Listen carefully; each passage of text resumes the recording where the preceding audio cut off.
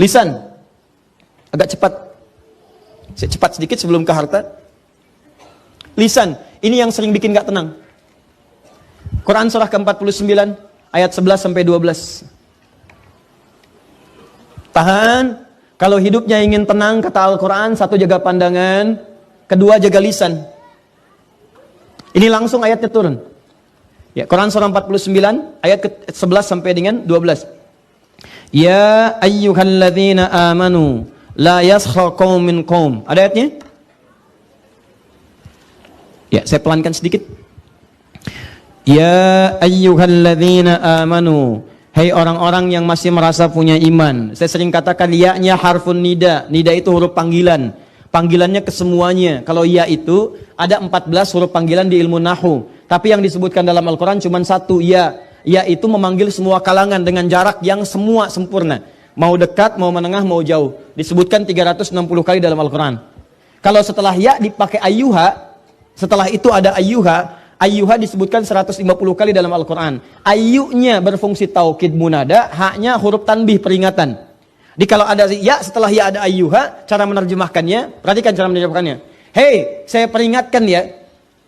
Saya peringatkan, saya serius kata Allah. Saya panggil semua kalian tanpa kecuali. Baik kalian yang merasa sedang dekat dengan saya, menengah ataupun jauh. Siapa yang dipanggil? Alladzina amanu. Alladzina disebutkan 1080 kali dalam Al-Quran. Dia di ilmu nahu disebut dengan ismun mausulun yadullu alal amiyah.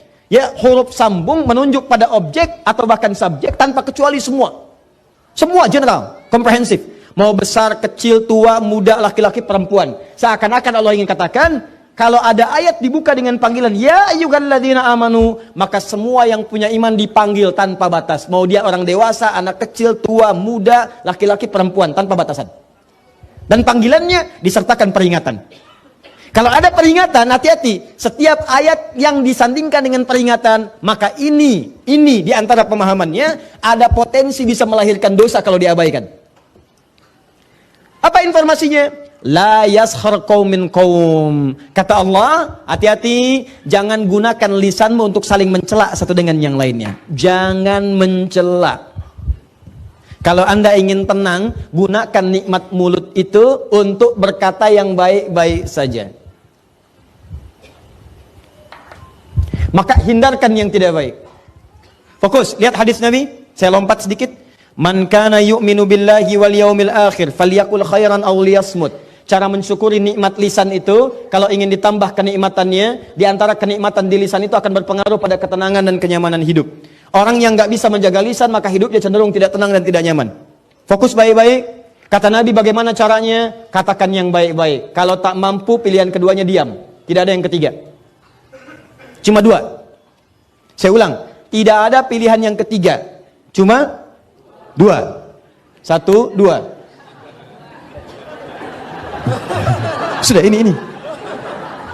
Pilihannya cuma ini. Kata Nabi, katakan yang baik-baik. Kalau tak mampu, diam. Jadi cuma dua, baik dan diam. Ada berapa? Oh, kan? Jadi katakan yang baik. Kalau nggak bisa diam. Nggak ada yang ketiga. Dimohon maaf, kalau hidup Anda ingin tentram, dapat kan tentram itu kenikmatan. Kalau ingin nikmat, kata Nabi, baik aja yang baik katakan. Katakan yang baik, katakan yang mulia, katakan cinta, ya katakan yang indah-indah. Kalau nggak mampu, diam aja. Diam. Nah, Ustadz, apa di antara yang tidak baik yang nggak boleh kami lakukan? Sehingga dengan itu berpotensi hidup kita nggak tenang. Kayaknya nggak nikmat. Kaya tapi nggak tenang. Maaf, mewah tapi gelisah. Nggak nikmat. Apa di antara rinciannya? Turunlah ketentuan Allah di Quran surah 49 ayat 11 sampai dengan 12. Kalau Anda masuk coba-coba ke sini, maka Allah akan jamin Anda nggak akan pernah tenang hidupnya. Yuk, satu, kata Allah jangan mencela.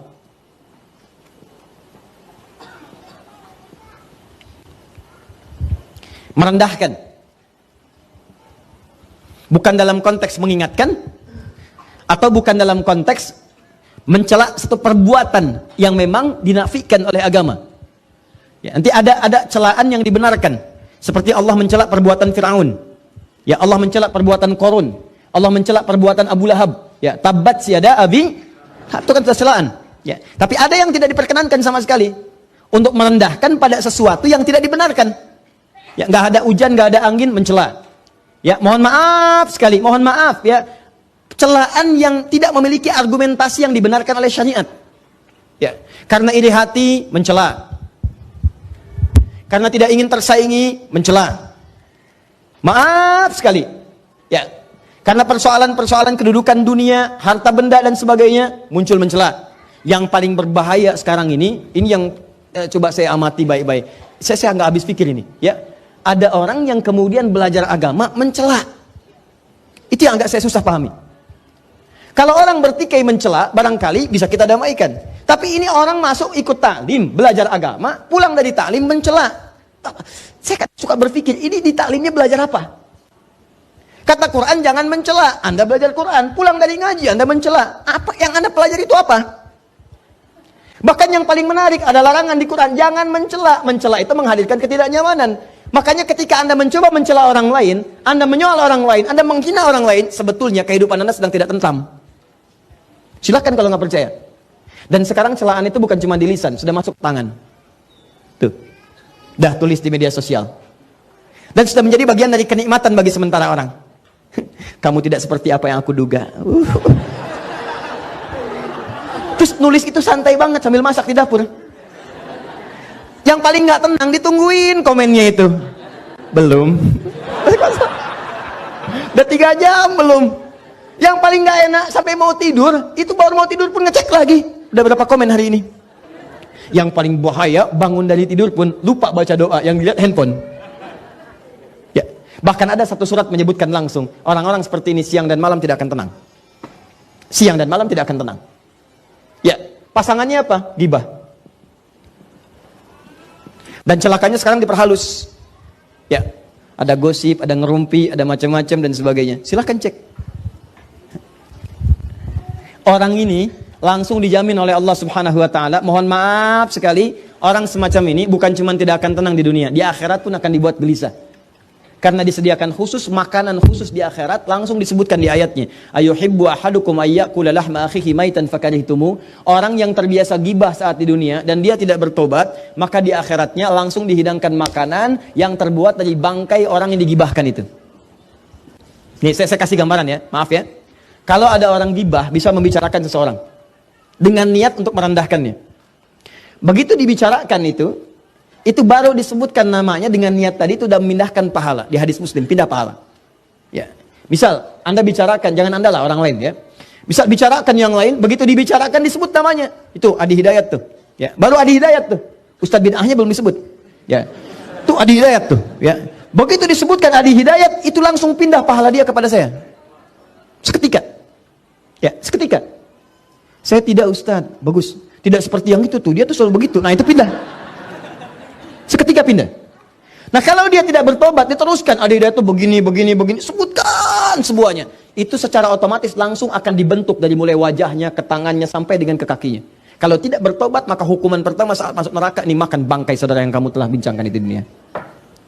Ayo, habiskan, dipaksa tuh, terus. Tarik dulu bunuh-bunuhnya, celupkan ke neraka. Begitu dicelupkan, lapar ya, tuh makan bangkai. Ya, ayo makan. Haus, nih minum nanah. Masukkan, ayo angkat, masukkan, angkat, lapar, buang. Demikian seterusnya. Jadi awas hati-hati. Di dunia dia dibuat tidak tentram karena orang yang gibah itu nggak akan pernah tenang. Nggak akan pernah tenang. Dan di akhirat dia akan dibuat oleh Allah semakin merasa tidak gelisah dan tidak akan pernah tentram untuk selamanya. Di antara manusia yang paling luar biasa mengamalkan ini, menjaga lisannya dan sampai kemudian mohon maaf teman-teman, mohon maaf sekali. Sampai beliau ini Masya Allah sampai tidak menemukan sebuah hal yang kotor dalam jiwanya. Ya, itu diantaranya cucu Nabi namanya Al-Hasan. Ya, diantaranya Al-Hasan, cucu Nabi SAW. Ini yang wajahnya paling mirip dengan Nabi Muhammad SAW. Masya Allah, Al-Hasan. Ya, punya anak diberi nama dengan nama kakeknya. Ya, dulu kebiasaan Nabi SAW sewaktu beliau hidup sebagai seorang kakek, itu masih punya waktu untuk mengantar cucunya jalan-jalan. Ya, beliau pemimpin, kakek, ayah, suami, tapi masih punya waktu untuk mengantar anak cucunya itu untuk jalan-jalan khususnya ke Awali di setiap sore, untuk nyari susu. Ya, ini contoh bagi kita. Jadi kalau kita lihat sekarang ini Masjid Nabawi misalnya. Ya, contoh kan. Sekarang sudah luas. Kita ambil contoh kalau Anda dari hotel sini, ini pintu 17, ini Bin Daud. Ini Movenpick ke sini. Nyebrang ini jalan raya, ini Diyar, sekarang jadi Raudhah. Di Raudhah ini teman-teman di sebelah sininya ada ke bawah pakai eskalator, ini grosir untuk pakaian di wilayah ini. Jadi semua pedagang-pedagang ngambilnya ke sini. Ini kalau Anda beli di sini Anda rugi karena bayar 2 kali lipat. Ya, Anda ke sini aja ke bawah, turun ke sini. Ya. Terus dari sini nanti ada orang Yaman yang jualan, bisa bahasa Indonesia 1 karena dia pernah ke Bandung. Ya. Terus sini ini nyampe ke sini Holiday Inn ada di sini. Kemudian ke sini ada Hilton, nyebrang. Nah, di Hilton ke sini, sininya ada pintu 22 kurang lebih. 2223, di sini ada jam. Saya sering katakan jam gadang aja, yang besar. Ini ada burung-burung. Nah, Anda kalau misalnya mau cari kurma paling murah di Madinah, patokannya ini aja. Lurus ke sini sampai mentok, ya. Dia ada toko di sini. Nah, ini toko ini termasuk paling murah di sekitaran Masjid An-Nabawi. Jadi kalau yang lain dia jualan 100 ini, 100 real untuk kurma ajwa, dia 80. Masih bisa nawar. Ini. Dan ingat tanpa pajak di sini. Nah, saya serius dibandingkan beli di tempat lain, apalagi misalnya ke tempat-tempat yang saya nggak perlu sebutkan lah, ya. Di satu tempat yang Anda sering diajak ke situ, nah itu harganya udah tinggi. Di sini lebih bagus. Ya, saya sarankan kalau kurma itu di Madinah. Ya, kalau pakaian jangan di Madinah, di Mekah. Ini harga yang di tempat ini, ada yang lebih murah lagi, nanti Zam-Zam bagian paling bawah. Lurus tangga pertama ada Jam Al-Fajar, belok kanan. Di situ ada ATM, betul ada Sultan, belok kanan lurus. Lurusnya sebelah kiri langsung belok, pas pentok dibagi 2. Sebelah kirinya yang beli. Kenapa? Betul, saya serius, beli 2 dapat 1, yang sebelah sananya fixed price. Itu bagus di situ. Harganya setengah ini. Ini kalau ini 60, sana 30.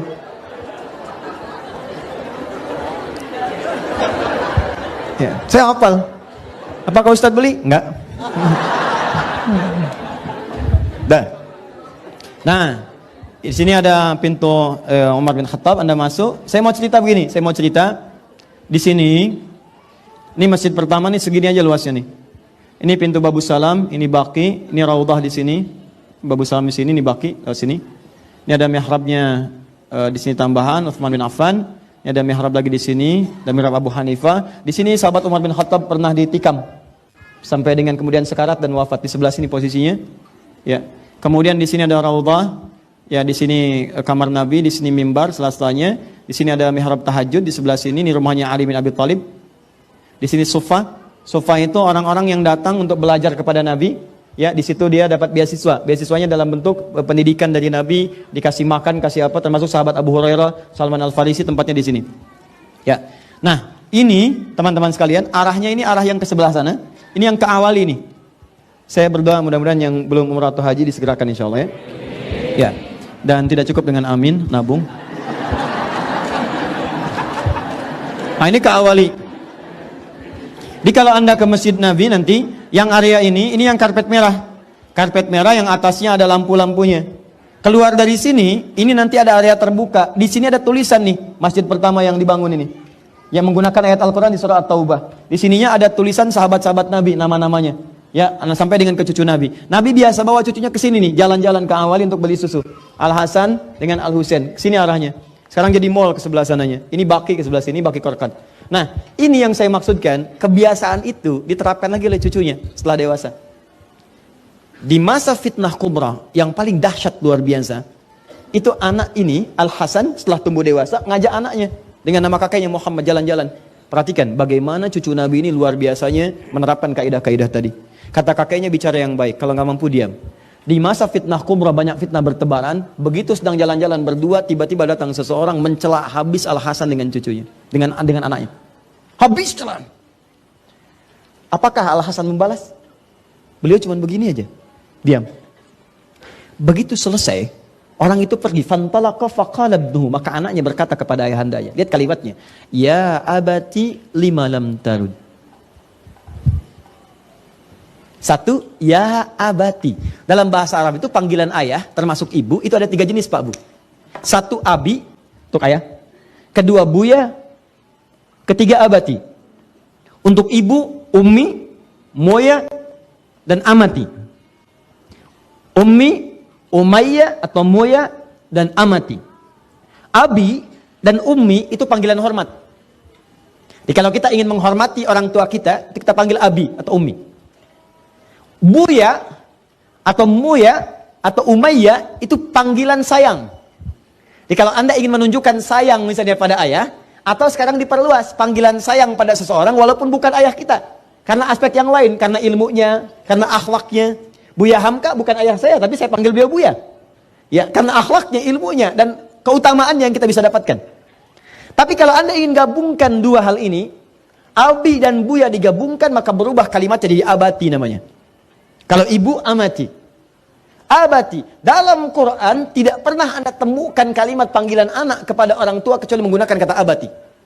Ya, maaf, Ismail kepada ayahnya Ibrahim alaihi wassalam. Ya abati fa'al ma tumar. Ya abati, ya abati, ya abati. Buku Quran surah 37 itu, ayat 102 sampai dengan 107-nya. Ya abati fa'al ma tu'mar. Ya abati, duhai ayahanda, karena hormat nanda dan sayang nanda kepada ayah. Ini isyarat dalam Quran, Anda ajarkan anak Anda dengan kemuliaan, maka dia akan membalas dengan yang lebih baik lagi. Ya, tapi tidak harus panggilan yang sama. Maksudnya cari panggilan-panggilan yang menghadirkan sayang dan hormat. Jangan sampai ada panggilan anak ke orang tua tuh kayak teman. Atau nggak terlihat unsur penghormatannya kayak di barat sekarang. Ya, panggil nama sebegitunya saja. Kata Quran tidak. Bedakan. Anda silahkan misalnya sebutkan dengan panggilan ayah, papa, mama, dengan cari panggilan hormat dan sayang. Jangan sampai Anda sematkan kepada anak mengajari panggilan seakan-akan kehormatan Anda runtuh di situ. Kalau panggil papa nanti jangan papa, friend. Oh. Begitu datang WhatsApp, men, luar biasa. Hello friend. Nah, itu hilang kehormatannya. Anda boleh panggil dengan nama-nama yang indah sesuai dengan bahasa kita. Coba hadirkan nama itu. Ya, unsur tadi hadirkan, sayang dan hormat. Walaupun tidak harus dengan nama yang sama, apalagi kalau belum paham. Ibu sekarang paham, oh panggilan indah dan sayang itu amati. Tiba-tiba Anda pulang ke rumah, ibu nggak ikut sekarang. Begitu pulang ke rumah langsung dibuka pintu. Ya amati. Wah, kata ibu Anda, kamu ya, mama belum mati. Karena belum paham. Ya abati lima lam tarud. Kata anaknya Al-Hasan, Pak, demi hormat Nanda pada papa dan sayang Nanda, Nanda pengen tahu kenapa papa nggak balas. Kenapa papa nggak balas? Kalau papa tuh diam, tenang aja kayak nggak ada apa-apa. Padahal kan kita barusan dihina, dicela, dimaki. Papa kenapa diam saja? Perhatikan jawabannya. Wala adri kaifa arud. Ya bunayya la adri kaifa arud. Nah, papa itu nggak tahu bagaimana cara membalasnya. Jadi mau nyari kosakata ke dalam jiwa untuk sekedar mengatakan saya tidak seperti yang Anda duga. Atau misalnya Anda tidak lebih baik daripada apa yang Anda sangkakan kepada saya. Itu nyari kalimat itu pun nggak ketemu. Takutnya itu jadi celaan juga. Anda bayangkan tuh. Maka hidup orang seperti itu diberi ketenangan oleh Allah. Seakan-akan gak ada gangguan. Dia orang mau menghina satu buku pun, dia kayaknya gak ada satu huruf pun gak ditemukan untuk balas. Makanya ketika tidak menemukan balasan, dia tidak gelisah mencarinya. Nyari gitu. Kan ada orang baru dihina satu huruf, dia balas satu buku. Ya. Itu orang capek. Ya. Tapi ada orang-orang yang dibuka oleh Allah, dilapangkan hatinya. Jadi begitu masuk pun, tenang aja, masuk biasa. Kayak nggak ada pengaruh. Siapakah orang itu? Ini, orang yang berlatih menata lisannya selalu dalam kebaikan dan mengabaikan setiap yang buruk yang tidak Allah perkenankan. Maka orang itu akan dijaga ketenangan. Dan sifat orang ini, ketika diluaskan hatinya, maka hal yang Allah berikan kepadanya pertama kali adalah, apa teman-teman sekalian? Allah akan tutup semua persoalan dengan orang-orang yang menyoalnya.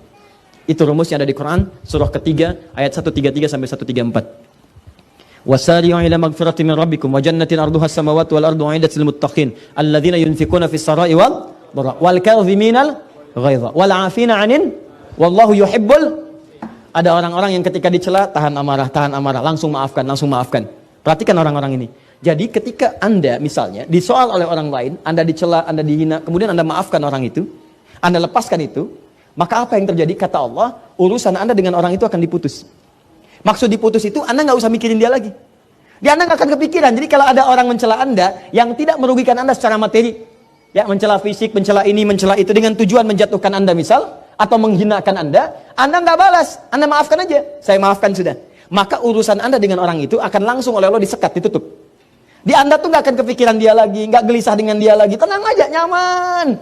Tapi apakah kemudian dosa dia selesai? Tidak.